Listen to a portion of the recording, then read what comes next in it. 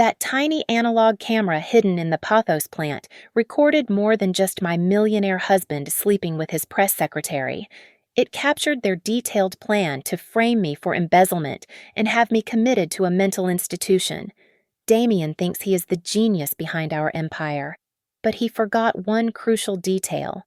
I wrote the source code for the security system he relies on, and I am about to initiate a fatal system error. My name is Beatrix B.B. Vane, though the tabloids usually just refer to me as the silent shadow trailing behind the great Damien Cross. I live inside what Architectural Digest calls the smartest home in America, a sprawling glass and steel fortress perched on the cliffs of Silver Lake. Here, the walls have ears, literally. Every light, every lock, and every temperature gauge is controlled by a voice-activated AI named Aura. It is supposed to be the pinnacle of luxury, a domestic paradise where my every wish is granted before I even speak it.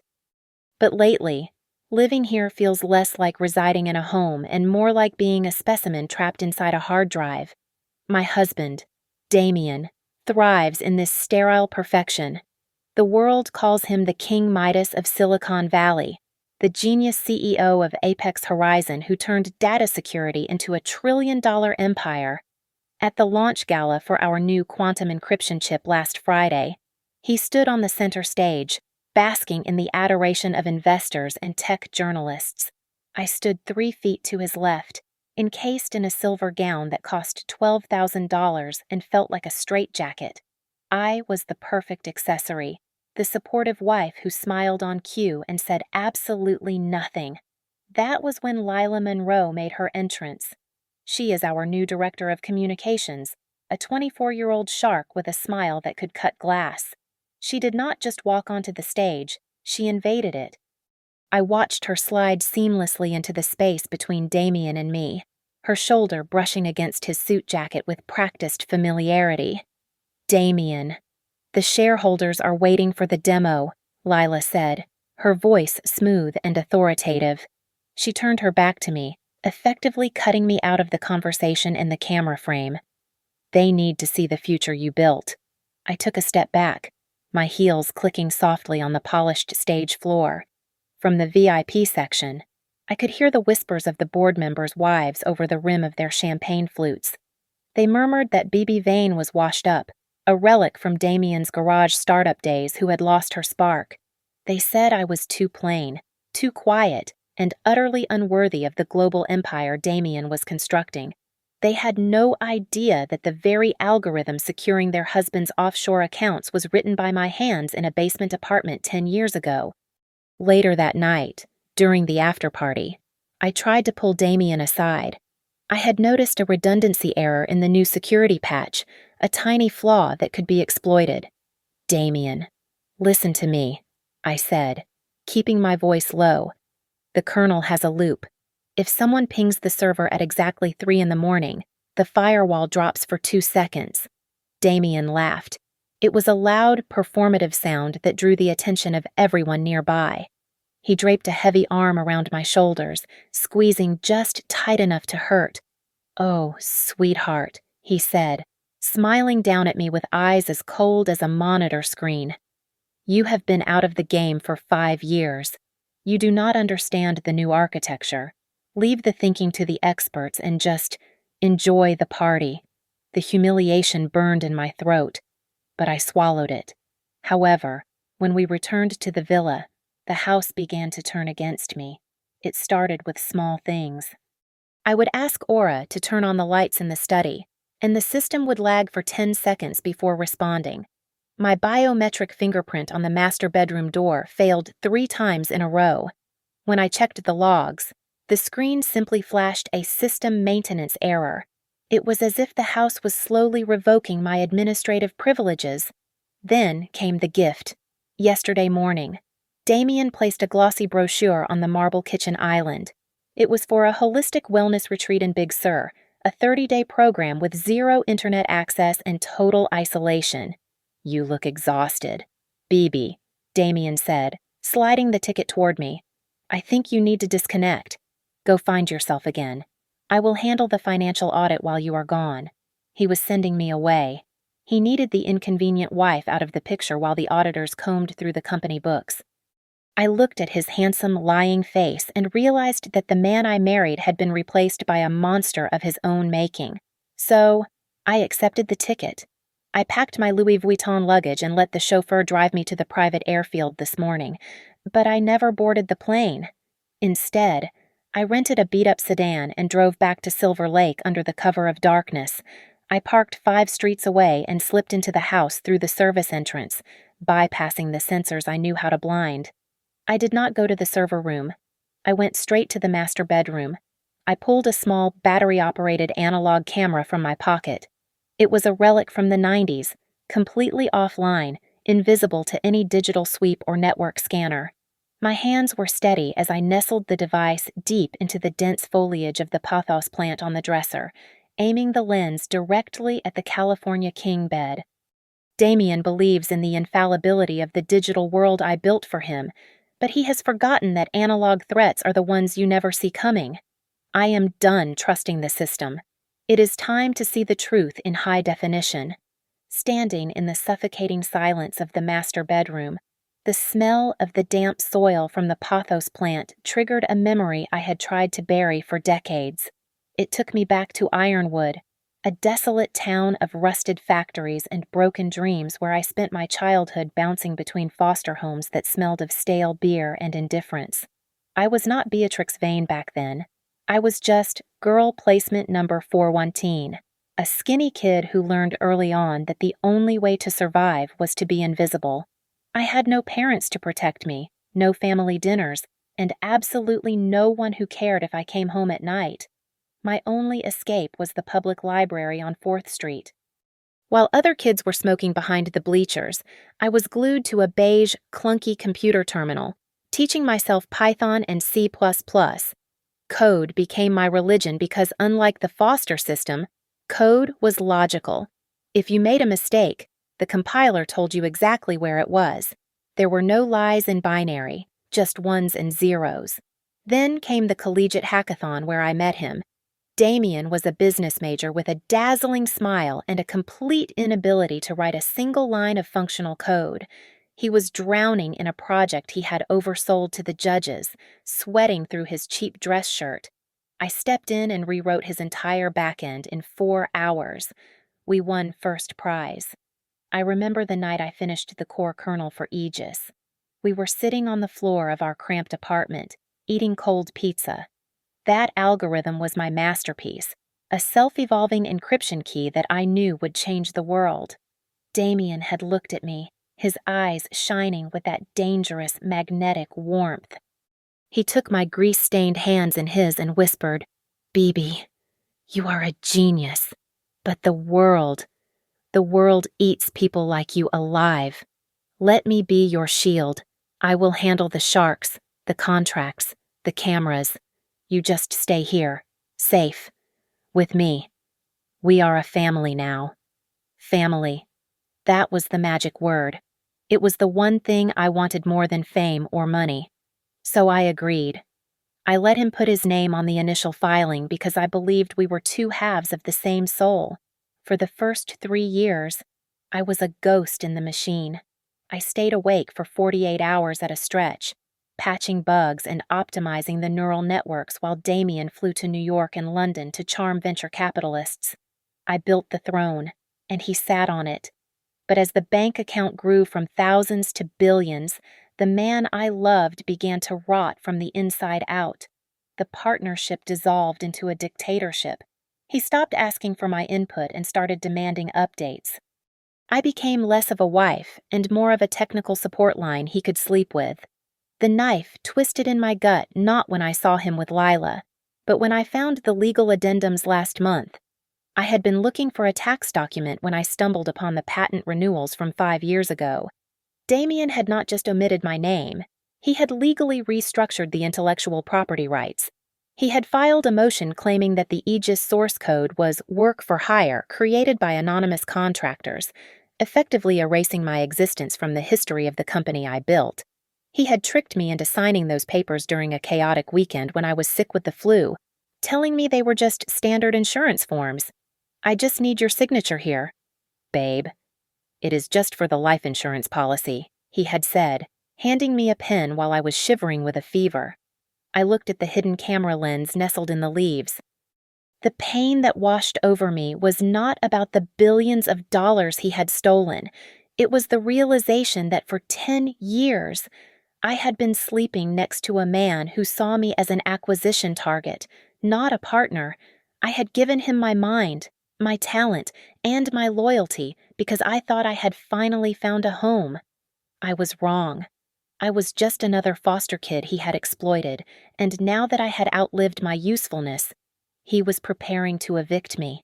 I stared into the black void of the camera lens and whispered to the empty room, "You think you own the code, Damien. But you forgot that I kept the master key." I waited until the house was silent before I retrieved the memory card from the pathos plant. My hands were trembling, not from fear, but from a sickening anticipation. I retreated to the server room in the basement, the only place in the mansion with a standalone terminal I had built myself, completely severed from the house's network. I inserted the card and the screen flickered to life. The video began with the predictable, nauseating, grainy footage of my husband and his press secretary entwined in the sheets I had purchased just 2 months ago. But I fast-forwarded past the betrayal of the flesh. I was looking for something else. And 10 minutes later, I found it. The scene on the screen shifted. Damien was sitting on the edge of the bed, lighting a cigar, while Lila leaned against the headboard, scrolling through a tablet. Omnicorp is pushing for the transfer. "Damien," Lila said, her voice tinny through the cheap microphone. "They want the user data by Monday morning. Are you sure the encryption is stripped?" "It is done," Damien replied, exhaling a cloud of smoke. "Project Chimera is live. We are selling them the entire database. Social security numbers, biometric scans, financial histories. It is enough to cover the $200 million I lost in that crypto crash last quarter. If I do not plug that hole before the quarterly report, the board will have my head on a pike." I stared at the screen, my breath catching in my throat. He was not just cheating on me, he was selling out millions of innocent people to a foreign conglomerate to cover his own gambling debts. But what about the fallout, Lila asked, looking up from the screen. "When the breach is discovered, someone has to take the fall. You cannot survive a scandal of this magnitude." Damien laughed, a low, cruel sound. "We already have a scapegoat. Lila, who do you think has access to the root directory? Who has been acting erratic lately? My poor, unstable wife." I watched as they laid out my destruction. It was a script they had rehearsed. "I spoke to Dr. Eris this afternoon," Lila said, a smirk playing on her lips. "He has the file ready. According to your medical history, Beatrix has been suffering from severe borderline personality disorder and persecutory delusions for years. We will say she had a psychotic break. In her paranoia, she tried to secure the data but accidentally routed it to a public server. It is tragic, really. She is perfect for it," Damien said, tapping ash onto the carpet. "Bibi is a dinosaur, a washed-up hacker who thinks she is still relevant. She actually tried to lecture me about security at the party. She has no idea I have been messing with the house system for weeks just to fray her nerves. The lagging lights, the password resets. She actually thinks she is losing her mind. She trusts this smart home more than she trusts her own intuition. She will never see it coming." The video ended, freezing on Damien's arrogant grin. I sat in the cool darkness of the server room. The humiliation I expected to feel never arrived. Instead, a cold, metallic calm settled over me. It was the same feeling I used to get before a street fight in Ironwood. He thought I was broken. He thought the glitches in the house were driving me crazy. He did not realize that by revealing his hand, he had just given me the clarity I needed. The tears did not come. I refused to cry for a man who planned to send me to prison to save his own reputation. I looked at the reflection in the dark monitor. The terrified wife was gone. Staring back at me was the foster kid who had survived on expired canned food and sheer spite. I ejected the memory card and slipped it into my bra. I would not confront him. Not yet. If I stormed upstairs and screamed, I would only prove his narrative that I was an hysterical, unstable woman. No, I had to be smarter. I had to be the ghost he thought I was. I would go back upstairs, crawl into that bed, and let them believe their plan was working perfectly. I would let Damien think he had won, right up until the moment I turned his own game against him. The next morning, I told Damien I was going to an emergency session with Dr. Eris. He nodded without looking up from his tablet, clearly relieved that his unstable wife was complying with the narrative. I drove the Mercedes out of the heavy iron gates, but the moment I hit the highway, I pulled into a crowded mall parking lot and switched cars. I left the luxury vehicle behind and rented a nondescript gray sedan with cash, driving deep into the gritty heart of the old district where the Wi-Fi was unsecured and the coffee tasted like battery acid. I needed Elias Thorne. In the hacker circles, he was known as Morpheus, the former head of security whom Damien had fired 3 years ago for asking too many questions about ethical compliance. Elias lived in a basement apartment that smelled of soldering iron and stale takeout. When he opened the door, he looked like a ghost, pale and unshaven, blinking against the sunlight. "Get lost, BB," he grunted, trying to slam the door in my face. "I have nothing to say to anyone from Apex. Go tell your husband I am done." "I am not here for Apex, Elias," I said, jamming my boot into the doorframe to hold it open. "I am here to burn it down." I showed him the footage on my burner phone. His eyes widened, and the hostility evaporated, replaced by a grim, terrifying focus. We turned his living room into a war room, pulling the blackout shades and disconnecting every smart device in the vicinity. We were going completely analog. "We cannot just hack in," Elias said, his fingers flying over a mechanical keyboard that clicked loudly in the quiet room. "Damien updated the firewall last month. It is military grade. If we poke it, it will bite back. Not from the inside," I replied, taking a seat at his secondary terminal.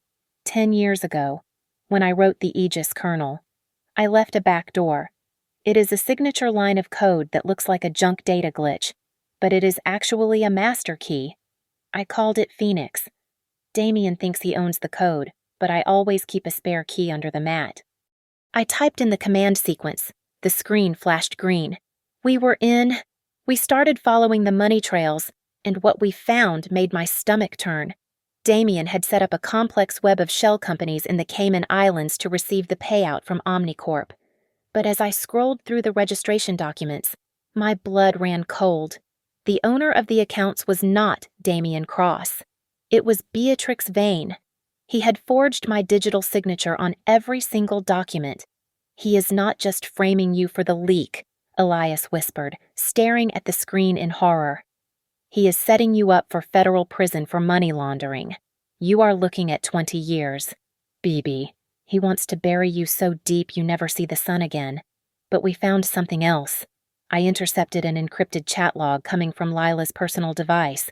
She was not just Damien's mistress, she was a double agent. She was communicating with a rival firm, promising to hand over the Omnicorp transaction data to blackmail Damien after the deal closed. "She is going to bleed him dry," I murmured.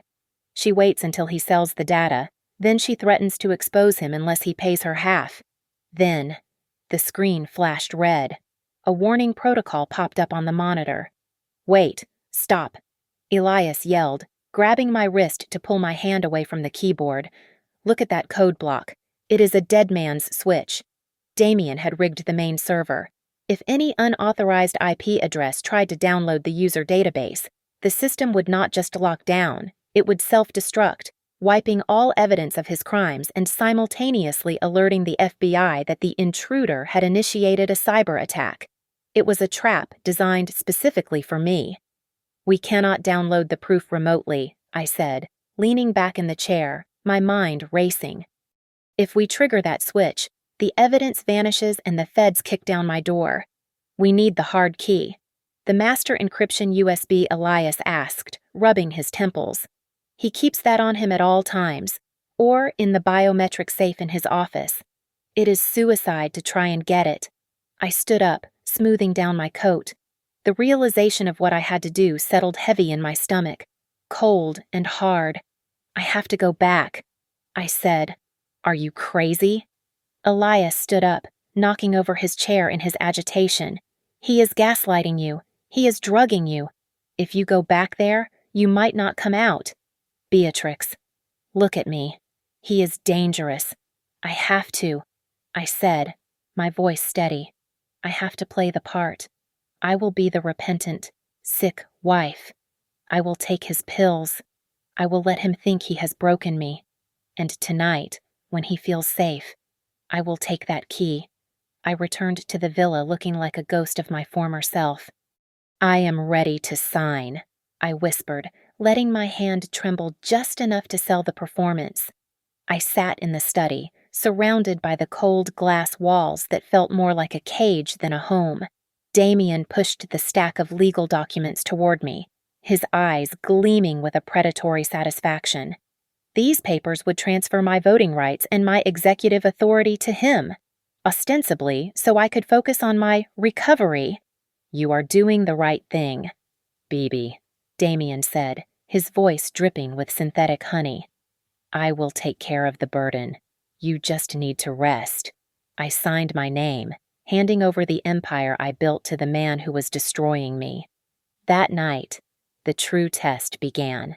Damien stood over me in the kitchen, holding out a small paper cup containing 2 blue pills. Doctor, Eris prescribed these, he said, watching me with the intensity of a hawk circling a field mouse. Swallow them.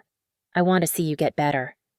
I placed the pills on my tongue, took a long sip of water, and swallowed. He watched my throat move.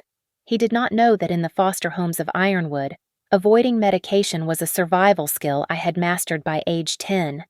The pills were tucked safely under my tongue, bitter and chalky. As soon as he turned to rinse his glass, I went to the bathroom and spat them into the toilet. My mind remained razor sharp, observing everything. Lila was practically living with us now. She paraded around in my cashmere robes, playing the role of the concerned friend while treating me like an invalid. She looks terrible. Damien. I heard her whisper one afternoon while I pretended to doze on the sofa. Maybe we should send her to the facility sooner. She is becoming a liability. Patience, Damien replied, kissing her neck right there in my living room. We need the audit to clear first. Let her play the crazy wife for a few more days. The psychological warfare escalated 2 nights later. I was alone in the bedroom when the smart home system engaged.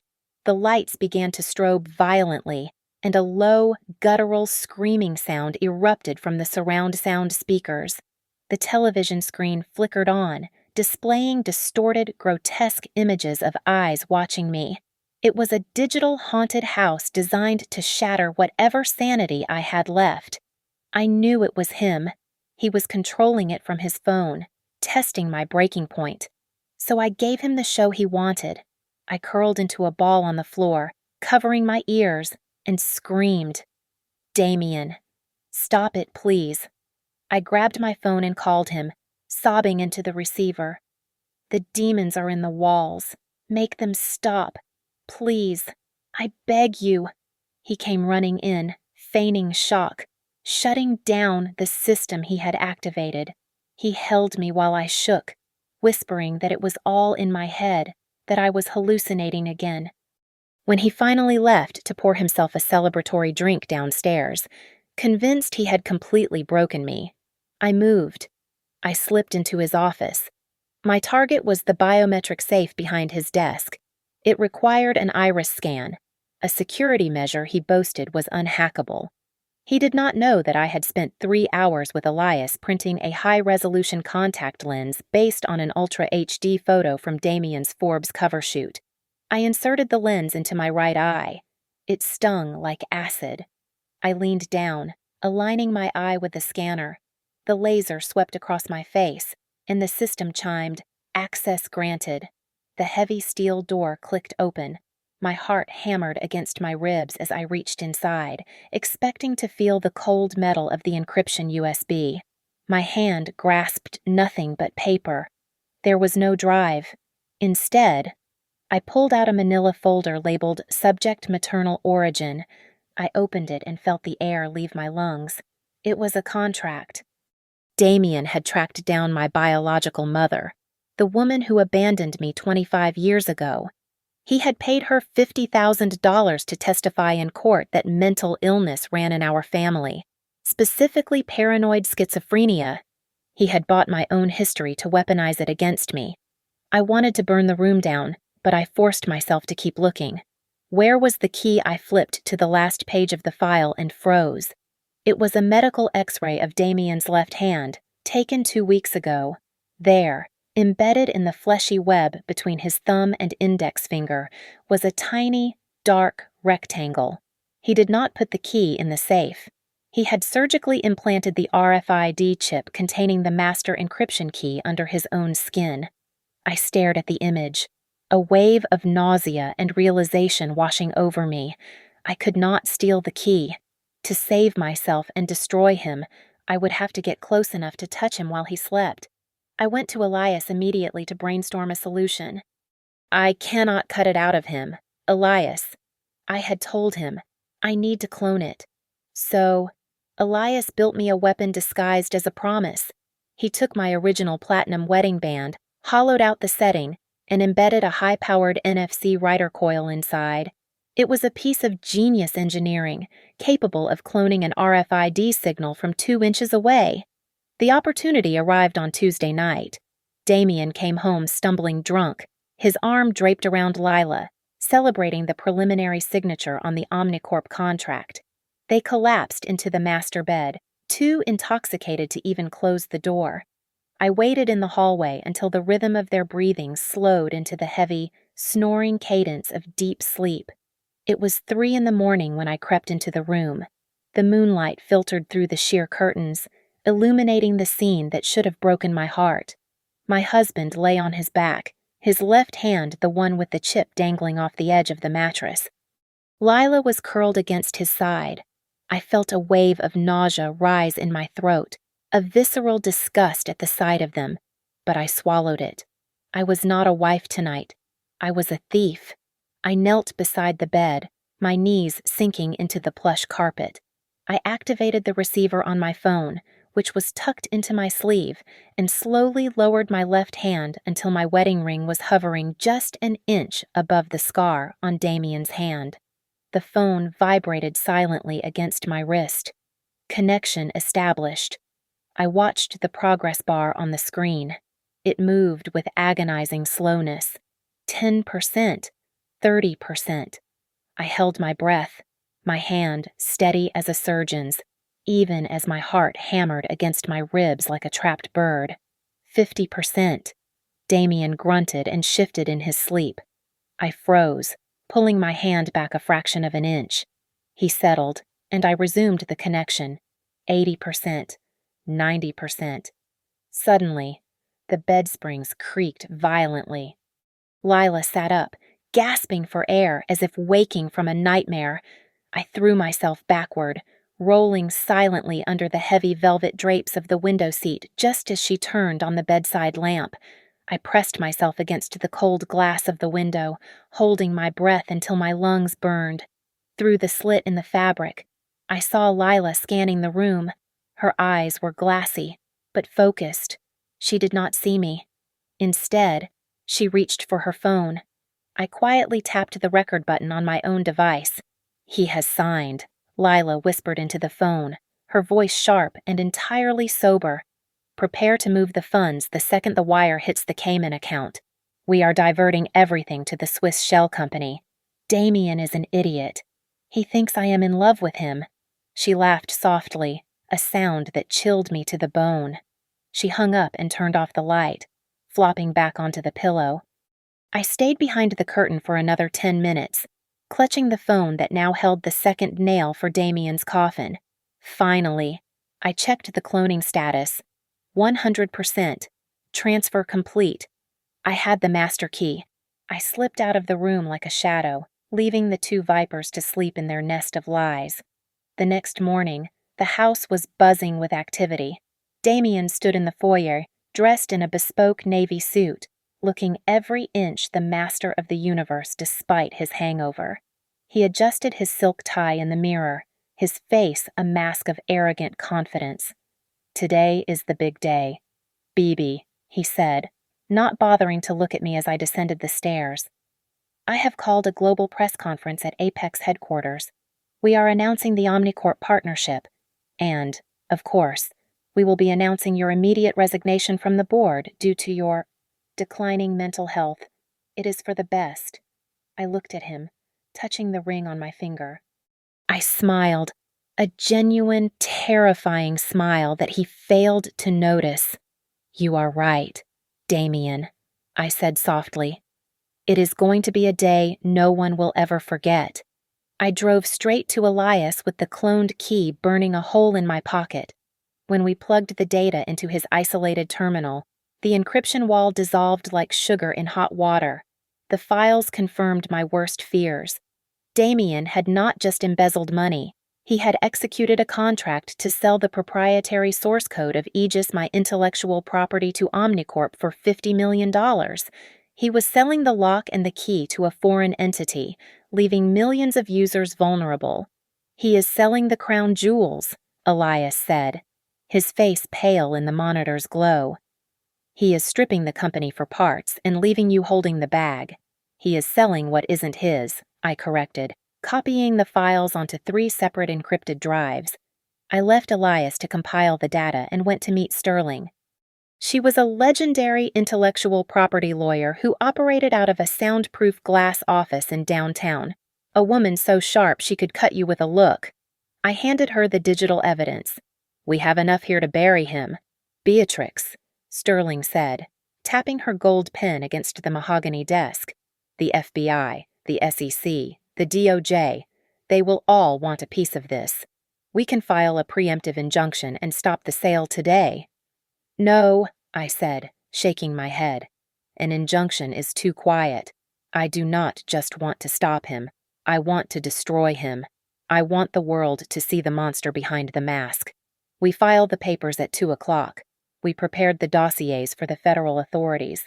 But I instructed Sterling to hold fire until the exact moment Damien took the stage. I returned to the internet cafe one last time. I used the Phoenix back door to bypass the security at the Apex Convention Center. I located the server hosting Damien's keynote presentation. He had a slide deck titled The New Horizon. I deleted it and uploaded my own file, locking it with a biometric encryption that only I could override. I was turning his coronation into an execution. Next, I planted a seed of chaos. I sent an untraceable email to Lila's private account. The subject line read, "Transfer rerouted to solo account." The body was a faked bank confirmation suggesting Damien was moving the Omnicorp payout to an account solely in his name, cutting her out completely. I knew her greed would do the rest. When I got back to the villa, Damien was waiting in the foyer. He looked me up and down, his eyes narrowing. "You seem remarkably calm for a woman who is losing her company today," he said, searching my face for a crack. "Are the pills finally working? I have just accepted my reality. Damien." I lied smoothly. "I am ready to let go." He smirked, his arrogance blinding him to the danger standing right in front of him.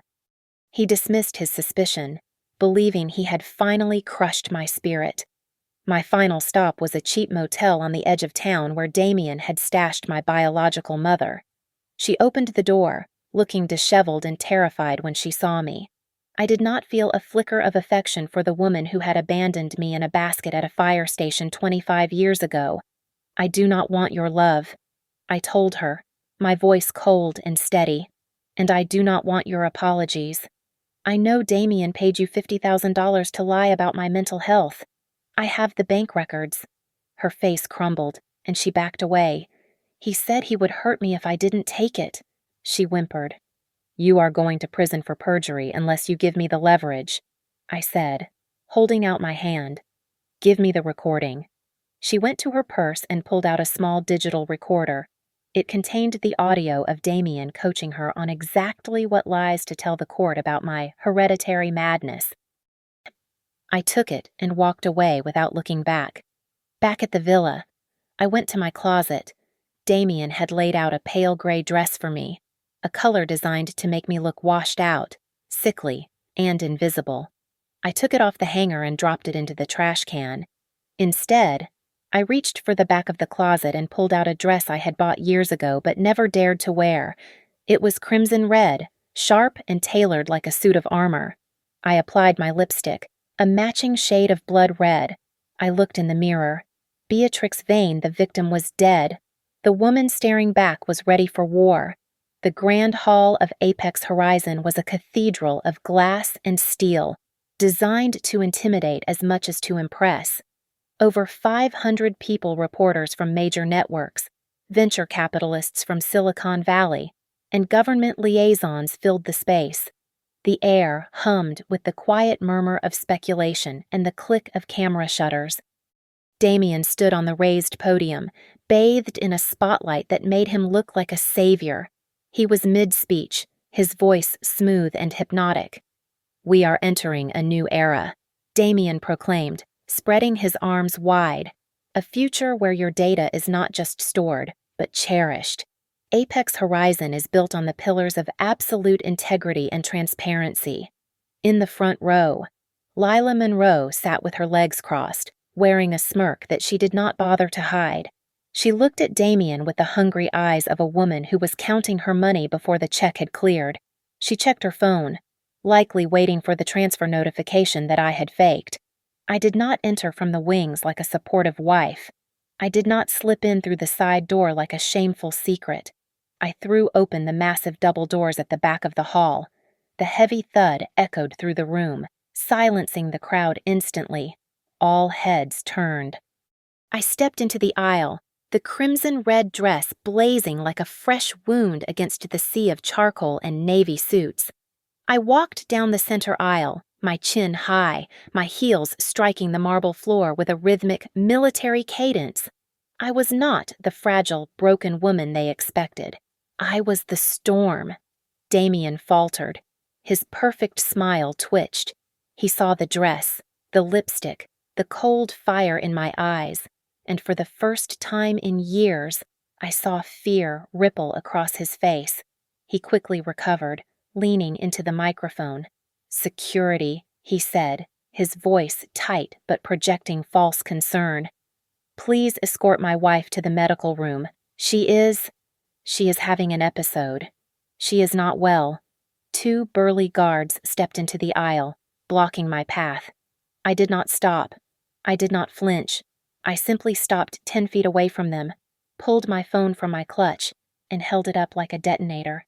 "Aegis," I said, my voice clear and steady.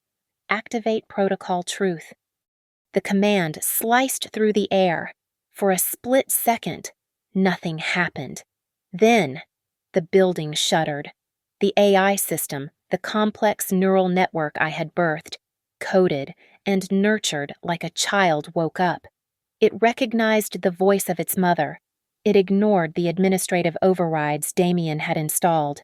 It ignored the security protocols. It obeyed the creator. The polite, ambient white lighting of the hall died instantly, plunging the room into darkness. A second later, the emergency lights flooded the space, bathing the entire audience in a deep, aggressive red. A collective gasp went up from the crowd. Behind Damien, the massive 80-foot LED screen that displayed the Apex logo flickered and went black. Then, slowly, a new image formed. It was a digital phoenix, burning in orange and gold pixelation, the personal signature I used to tag my code in the underground hacking forums of my youth.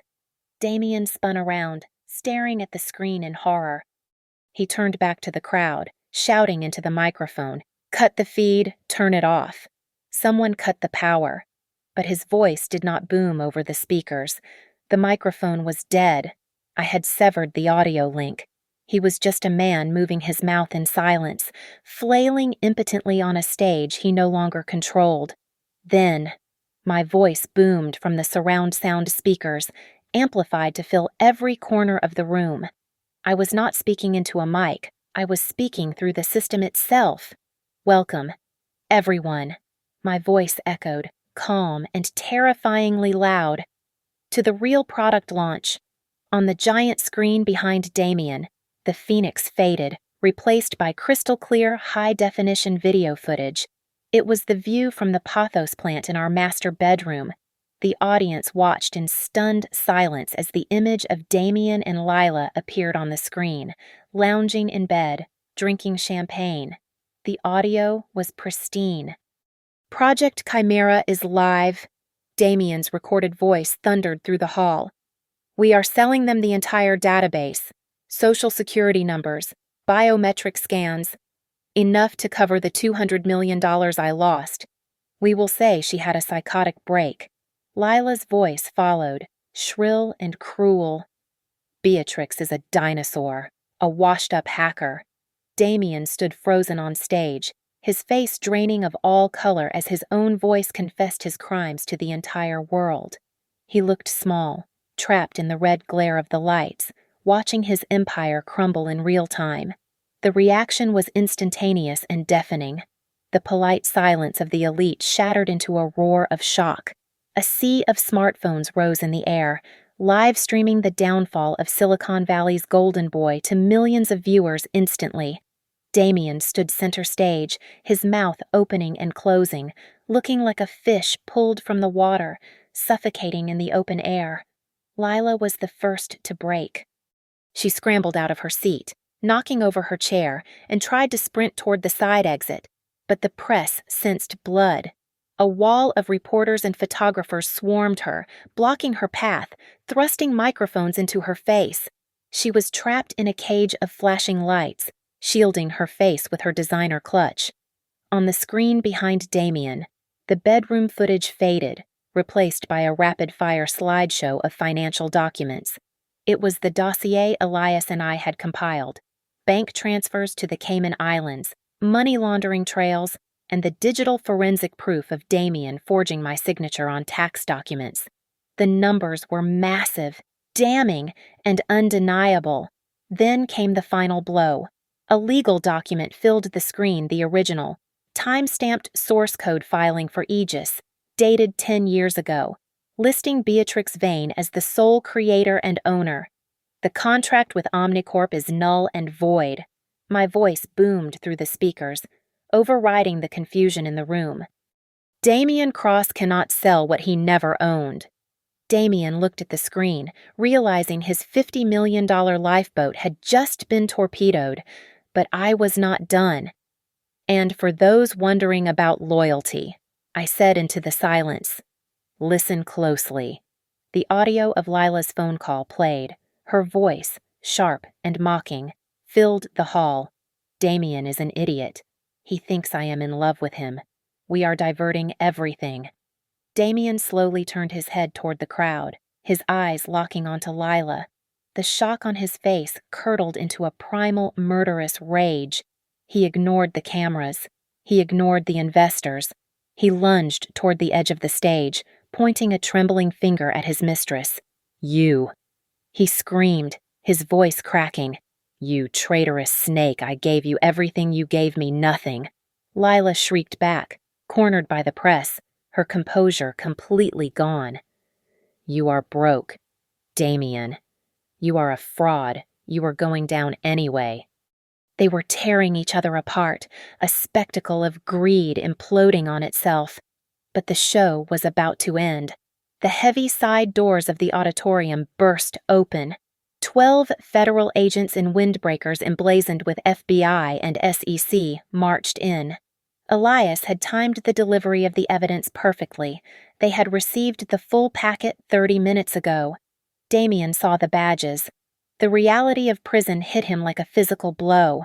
He looked around wildly, searching for an escape, but there was nowhere to go. Then, his eyes found me. I was standing still in the center aisle, a pillar of red in the chaos. He snapped. With a guttural roar, he jumped off the stage and charged at me. "You crazy witch," he screamed, his face twisted into a mask of hate, veins bulging in his neck. "I will kill you! I will kill you!" The crowd screamed and parted, but I did not move. I did not flinch. I stood my ground as the security team he had hired to keep me out tackled him to the floor just 3 feet in front of me. He struggled against them, spitting and cursing, his expensive suit tearing at the seams. I looked down at him, my face calm, my breathing steady. "You were right. Damien," I said, my voice cutting through the noise. "You said the system could not be broken from the outside. You forgot that it can only be destroyed by the person who created it." The agents hauled him to his feet, slapping handcuffs on his wrists. The camera flashes went off like a strobe light, capturing his humiliation in blinding bursts. This was the fame he had always wanted. He was finally the most famous man in the world, the face of the biggest scandal in tech history. Across the room, I saw Lila being led away in handcuffs as well, weeping and shouting that she was a victim. I watched them both disappear through the doors, dragged into the darkness they deserved. The room was still chaotic, but for the first time in years, the silence inside my head was beautiful. The dust settled, and the silence that followed was heavier than the noise. 3 days later, I sat at the head of the mahogany table in the boardroom of Apex Horizon, a room Damien had never allowed me to enter. The 12 men sitting around me were the same shareholders who had mocked me at the gala. Now, they looked like frightened children. "Please, Mrs. Vane," the chairman stammered, wiping sweat from his forehead. "The stock is free-falling. We have lost 60% of our value in 72 hours. Without the Aegis source code, the company is dead in the water. You are the only one who can reboot the system." I leaned back in the leather chair, savoring the moment. "Apex Horizon is dead," I said, my voice cutting through the room. "I am not here to save Damien's ego. I will burn this brand to the ground. If you want to survive, we form a new entity today. It will be called Vane Dynamics, and every single board member who covered for Damien's embezzlement is fired, effective immediately." They had no choice. They signed the papers. That afternoon, I went to the county detention center. Damien sat behind the plexiglass partition, wearing a bright orange jumpsuit that clashed horribly with his pale, unshaven face. He looked 10 years older. When he saw me, he pressed his hand against the glass. "Bibi, please," he choked out, his eyes red from crying. "You have to help me. The lawyers say I am looking at 30 years. We are husband and wife. Doesn't that mean anything to you?" I slid a single document through the metal slot. It was the divorce settlement. "Sign it," I said calmly. "I am not asking for alimony. I am taking the house, the intellectual property, and my name. You keep your debts." He stared at the paper, his hands shaking. "But the money, the offshore accounts." "I can pay for a better lawyer if I can just access the Swiss funds." Lila said she moved it. I smiled, leaning in close to the glass. "That brings me to the last thing I need to tell you," I whispered. "The camera in the Pathos plant was not the only thing I hid. When I accessed your accounts with the cloned key, I planted a digital worm. It was programmed to trigger the moment a transfer was initiated." Damien stopped breathing. "Where is the money?" "Beatrix," he asked, his voice barely a squeak. "Gone," I replied. "Every single cent of the $50 million you tried to steal from Omnicorp was automatically diverted to the National Foster Care Foundation. You just made the largest anonymous donation in history to help children like the one you married and betrayed." Damien let out a sound that was half sob, half scream. He slumped against the wall, sliding down until he hit the floor, realizing he was truly bankrupt in every sense of the word. I stood up and walked away, the sound of his weeping fading behind the heavy steel doors. I stepped out of the prison and into the blinding afternoon sun. The air tasted sweet. Waiting at the curb was not a limousine, but a battered vintage Mustang, the same car we had driven to that hackathon 10 years ago. Elias was behind the wheel, wearing sunglasses and a grin. Ready to go. Boss, he asked. Drive, I said, sliding into the passenger seat. When I returned to the villa, I walked straight to the master bedroom. The house was quiet, no longer a prison of sensors and surveillance. I walked over to the dresser and pulled the pothos plant out of its pot, roots and all. I took the analog camera, smashed it on the floor, and swept the pieces into the trash. I went out to the balcony and planted a pot of bright yellow sunflowers. They did not need to hide anything. They just needed to face the light. I turned to look directly at you, the person who has followed me on this journey. Thank you so much for listening to my story.